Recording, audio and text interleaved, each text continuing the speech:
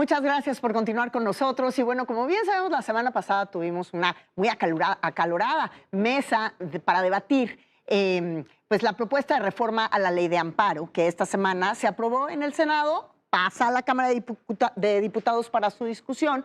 Y hoy, por eso, le agradezco muchísimo que nos acompañen a los diputados Federico Doring, del Partido Acción Nacional. Gracias, Federico. No, a ti, gracias, Mónica. Buenas noches. Rubén Moreira, del Revolucionario Institucional. Bienvenido, Rubén. Y bueno, pues esta noche con la ausencia del representante de Morena, que pues por un tema de agenda nos avisó que no nos iba a poder acompañar. Pues la pregunta que todos tenemos, a partir de todo lo que tenemos sobre la mesa y este famoso transitorio y estos peligros que los expertos están considerando que tenemos en esta ley, que al parecer podrían ser un distractor de lo realmente importante. ¿Qué es lo que sigue en la Cámara de Diputados? Ustedes van a tener la propuesta de reforma a discusión, Federico. A ver, lo que sigue es que se turne a comisiones el día martes. Eso no puede pasar antes del día martes. Entonces, a partir de ese momento se verá si se turna a la Comisión de Justicia o a las comisiones de Justicia y Hacienda.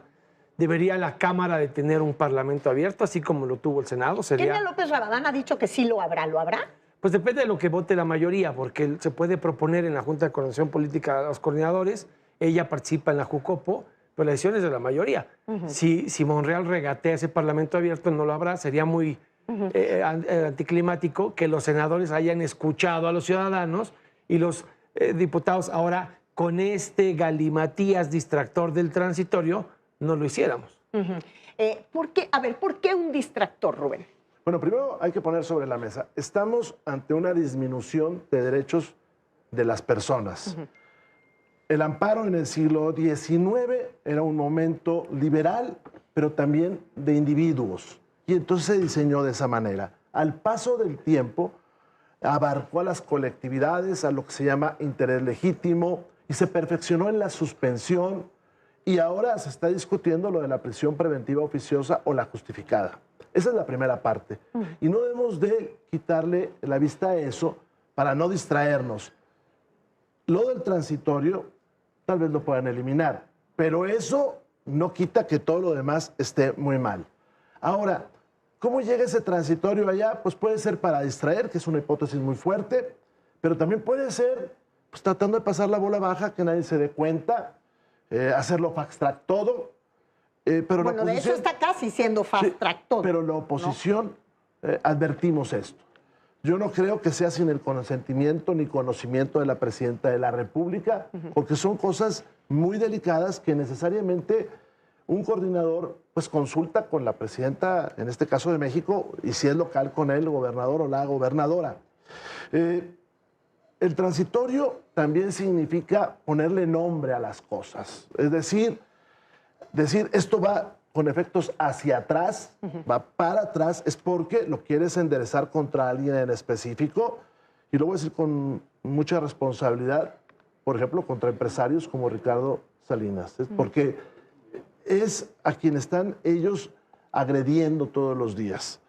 Ahora, me preocupa lo que dijo el exministro Saldívar. Dice, no se les olvide que la ley de amparo es una ley procesal, porque, ojo, pueden decir, siendo una ley procesal, puede ser retroactiva. Es una trampa también esa parte. Las leyes procesales pueden tener retroactividad, sí, cuando beneficien a las personas y cuando no afecten derechos sustantivos. Lo que quieren hacer aquí es golpear derechos sustantivos, porque la ley de amparo, el juicio de amparo es muy particular. Protege los derechos humanos. Claro. Es en sí mismo... Claro. De un derecho humano el juicio de amparo. Entonces, estamos ante un Estado que se está descomponiendo y que está tratando de llevarse todo lo que puede. Federico. A ver, yo entiendo lo que dice Rubén. Para mí sí es un distractor, porque el verdadero fondo tóxico, y hay que decirlo como es, ni López Obrador se atrevió a tanto. Eso sí está en el dictamen. Me explico. Cuando quitaron el artículo 109 de la Ley de Telecomunicaciones, el que iba a acabar con las plataformas digitales, las redes sociales, el periodismo, la libertad de prensa y el derecho a la información, ¿el argumento cuál era, Mónica? Supuestas contribuciones fiscales. Lo que decía el señor Merino es, no es censura, nada más tenemos que supervisar que paguen. Fíjate lo que existe en el dictamen y no estamos discutiendo porque nos quiere distraer el bañagatos con las mañaneras. Artículo 129, fracción nueva, 14.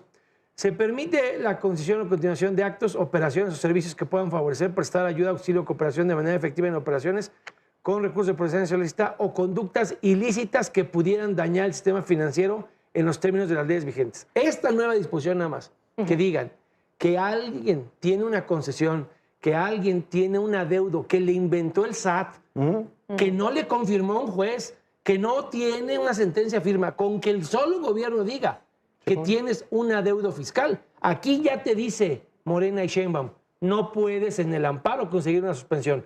Y entonces te vas a tardar 4 o 5 años en ganar un juicio sin que puedas tú seguir prestando el servicio. Bajo este precepto, el periodista de Campeche, al que le quisieron quitar su casa del Infonavit, le pusieron la multa de millones de pesos y le quisieron suspender la plataforma digital. Si esto ya existiera, él ya no existiría. Entonces, ¿Por qué se quedaría defendió? inhabilitado, como quedaría inhabilitado, por ejemplo, todos los que se quejaron por la construcción del Tren Maya, que ahorita tienen interpuestos juicios. Pero esto es para concesiones. O sea, a ver, hay 2 tramos que yo diría. Este, que es gravísimo con las concesiones, porque ese periodista ya no existiría. Porque el tramo de cómo callas a la prensa, cómo con todo lo que ha pasado con la magistrada de Tamaulipas contra Héctor de Mauleón y más, todo este tufillo de censura, aquí tiene la herramienta revivida, reeditada del 109, que nos dijo la presidenta que se había acabado y lo está reeditando aquí. De eso nadie habla, porque nos quieren distraer el bañagatos con la mañanera. Entonces, por eso es tan grave, por eso a mí sí me parece que es un distractor. Aparte está lo del interés legítimo, que si quieres lo platico en otra intervención. Yo creo que es muy importante que allá en la Cámara de las y los Diputados se haga una consulta a los expertos. Es que esa es la pregunta, ¿por qué no sucedió? A ver, tuvieron nada más 2 días, solo 2, de supuestos conversatorios donde debieron de haber intervenido los expertos y al parecer no lo hicieron tanto. No, y cuando estaban no hablando, porque si uno cuenta la secuencia, cuando estaban hablando estaban preparando el dictamen, no le estaban haciendo caso. Yo entiendo que Morena siempre lleva pues matraqueros para que apoyen sus puntos de vista, pero yo apelaría a sensatez y hablar con verdaderos expertos, con jurídicas de la UNAM, con la barra mexicana de abogados que litiga todos los días y que analizáramos lo que se va a votar. Es una restricción de libertades, es recesivo lo que estamos haciendo. Y voy a agregar algo, si llegase a votarse esta ley, quitando o no lo de la retroactividad, en algún momento va a ir a la Corte, porque es una ley secundaria.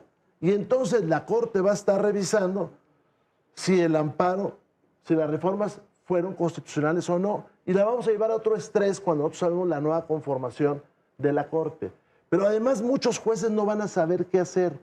Por ejemplo, todo lo que se llama circuito región centro-norte tiene jurisprudencias distintas a la de la centro-sur. En temas de libertades, un juez va a tener hoy el valor de resolver en derecho, en justicia, respetando los tratados internacionales, sabiendo que lo pueden correr.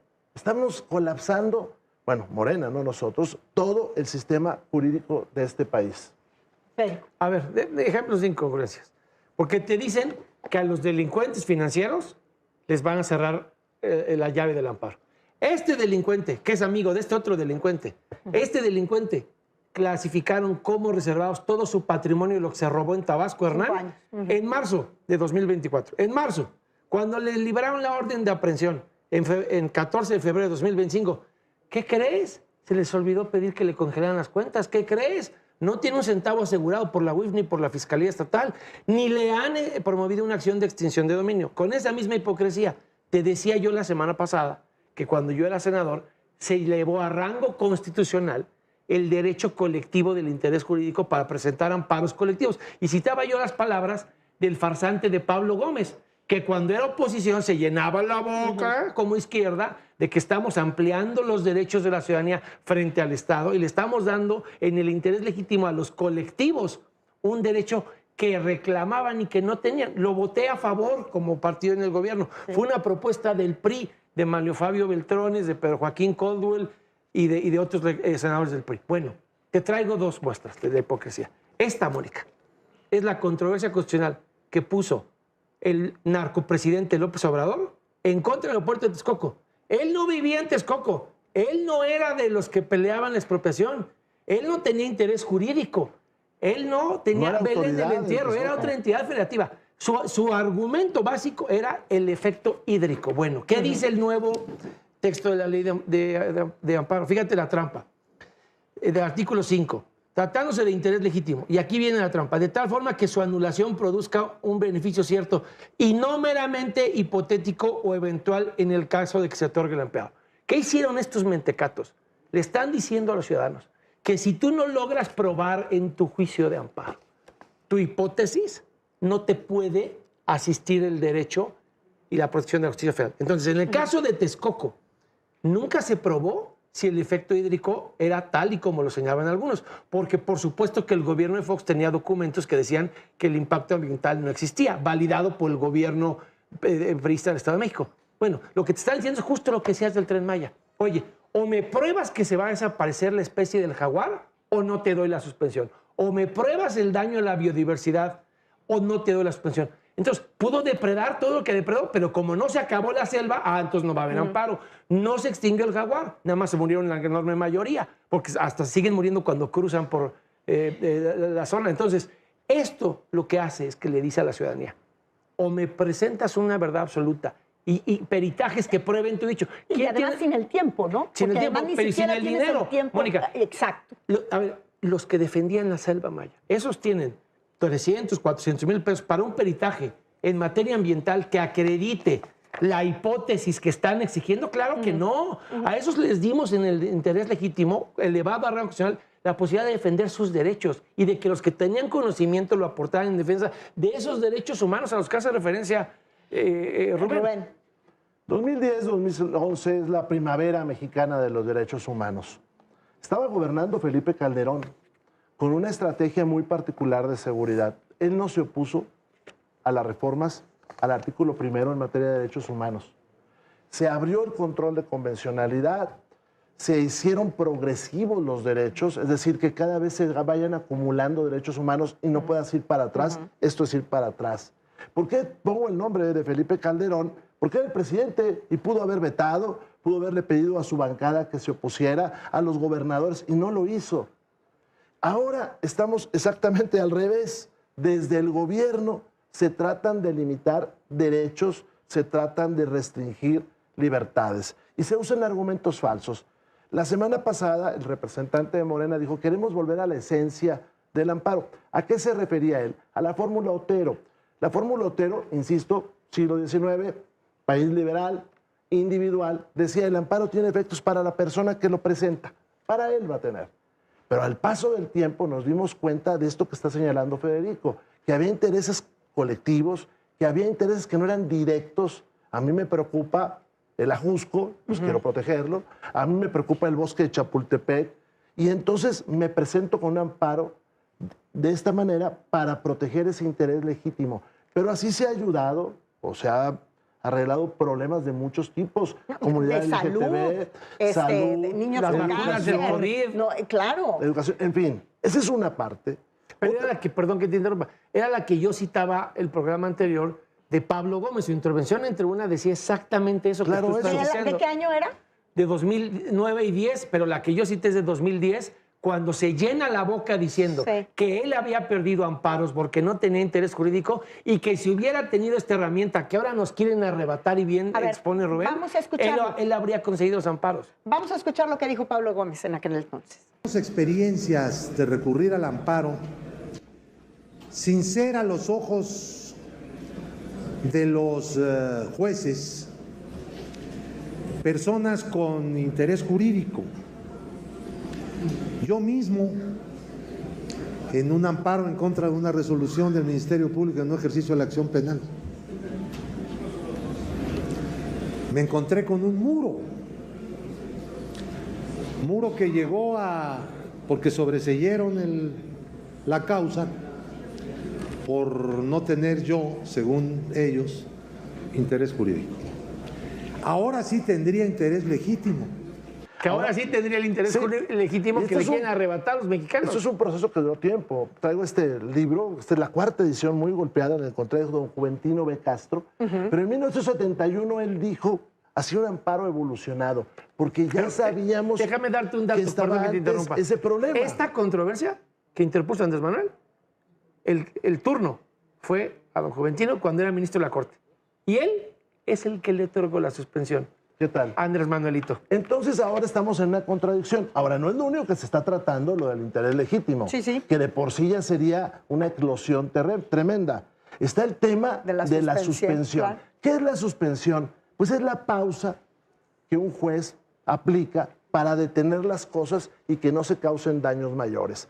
Se dice que el amparo es para unas personas, que el amparo es para unos cuantos. No, mira, todos los juicios civiles, mercantiles, laborales, penales, eventualmente van a llegar a un amparo, porque un juez se convierte en esa autoridad que puede lesionar, en teoría, un derecho. Yo pierdo un arrendamiento, un juicio hipotecario en primera, segunda instancia y voy al juicio de amparo. Claro. Entonces, va a la vida de todas y de todos, no nada más de unas cuantas personas. Morena agarra ejemplos para tratar de decir, no, a ti no te va a tocar, no, a uno de una lonchería le va a tocar, porque reducen la capacidad de la suspensión, ya el juez no va a poder poner pausa, ya le quitaron la lonchería, ya le tumbaron la casa, ya lo divorciaron, en fin, muchas cosas porque se quitó la suspensión. Y luego hay una tercera. El tercer tema es lo que se llama prisión preventiva oficiosa. Hay ciertos delitos que por la peligrosidad o el tipo de los mismos la gente va inmediatamente a la cárcel. Pero la Corte Interamericana ha dicho que vayan a la cárcel pero que sea justificado. Oye, una señora se equivocó en su declaración patrimonial y metió una factura falsa. Y si ya es un delito federal, va a ir inmediatamente al bote. Eso es lo que quieren. Eso está muy peligroso. Eso es peligrosísimo. Eso es muy peligroso. Ahorita con la suspensión o con lo que está disponiendo el Pleno de la región norte de este país, se suspende. Oiga, señora, usted no es peligrosa. Usted no es peligrosa. Usted a lo mejor cometió un delito. Vamos a ver qué sucede. Sigue teniendo su presunción de inocencia y después la mandamos a la cárcel o no. Claro. Pero lo que ellos quieren es todos al bote y luego después averiguamos. Claro. Pues yo creo que la discusión va a seguir, la tienen ustedes en sus manos a lo largo de toda la semana, se va a poner intenso. Es muy importante para todos los ciudadanos que estemos lo más al tanto posible de lo que esta propuesta de reforma a la ley de amparo representa para usted, para mí, para ellos, para todos. Y sin duda va a seguir siendo un tema para Sala de Guerra. Yo les agradezco muchísimo a los dos haber estado conmigo esta noche y a todos ustedes, por supuesto, gracias. Tengan un gran inicio de semana. Nos vemos el próximo domingo aquí en Sala de Guerra.